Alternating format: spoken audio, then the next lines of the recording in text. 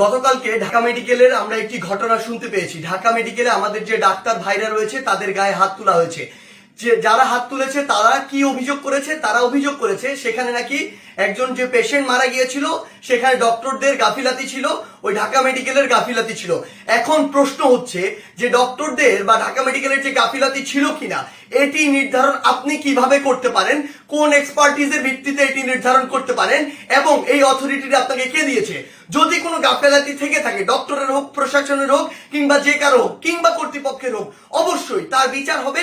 তার বিচার একটি প্রক্রিয়াধীন প্রক্রিয়া হবে, একটি তদন্তের মাধ্যমে হবে। সেই অভিযোগটি আপনি বিএমডিসি তে করতে পারেন কিংবা সেই অভিযোগটি আপনি প্রশাসনের কাছে করতে পারেন। কিন্তু আপনার কি অভিজ্ঞতাটুকু রয়েছে, আপনার কি দক্ষতাটুকু রয়েছে যে একজন ডক্টর তার সাথে গাফিলতি করেছে কিনা সেটি যাচাই করার?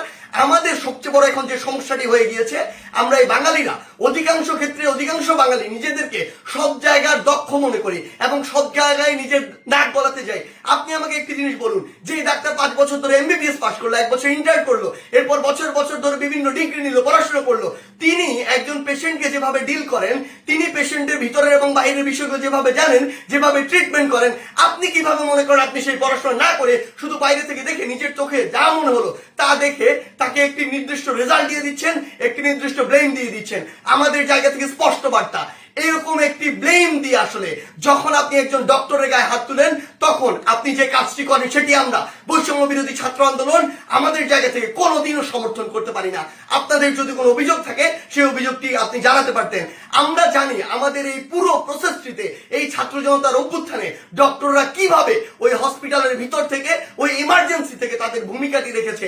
আমরা দেখেছি যখন কিছু সরকারের পাঁচাটা স্পিরিট, ডক্টরদের যে স্পিরিট, সেই স্পিরিটটি যাদের মধ্যে নাই এমন গুটি কয়েক ডক্টর যখন ওই ছাত্র জনতার গণঅভ্যুত্থানে আমাদের আহত ভাইদের চিকিৎসা দিতে বাধা দিচ্ছিল, তখন অধিকাংশ ডক্টর নিজের জায়গা থেকে রিস্ক নিয়ে আমাদের ওই ভাইদেরকে চিকিৎসা দিয়েছিল। এমন অধিকাংশ ডক্টর রয়েছে যারা ডক্টরদের স্পিরিটটি ধারণ করে এবং আমাদের এই পুরো সময়টিতে আজকে পর্যন্ত আমার হসপিটালে যে আহত ভাইগুলো রয়েছে তাদেরকে নিরবিচ্ছিন্ন সেবা দিয়ে যাচ্ছে নিজের কথা চিন্তা না করে। সেই জায়গায় যখন এরকম করে কোনো একজন আমার ডক্টর ভাইয়ের উপর এইভাবে হাতটি তুলে, আমরা এটি কখনো সমর্থন করতে পারি না।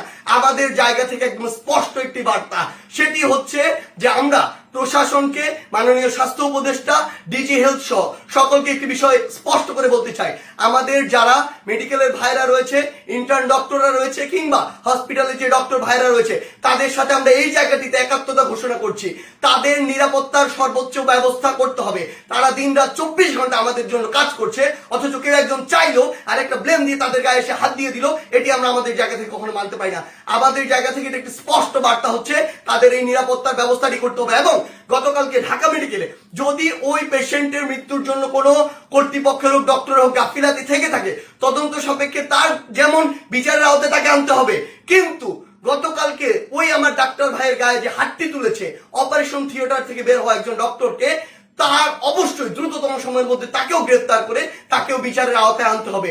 আমাদের জায়গা থেকে স্পষ্ট একটি বার্তা, আইন নিজের হাতে তুলে নেওয়ার মতো অন্যায়টি যদি আপনি করেন তাহলে আপনার পক্ষে কোনোদিন আমাদের অবস্থান থাকবে না। ধন্যবাদ।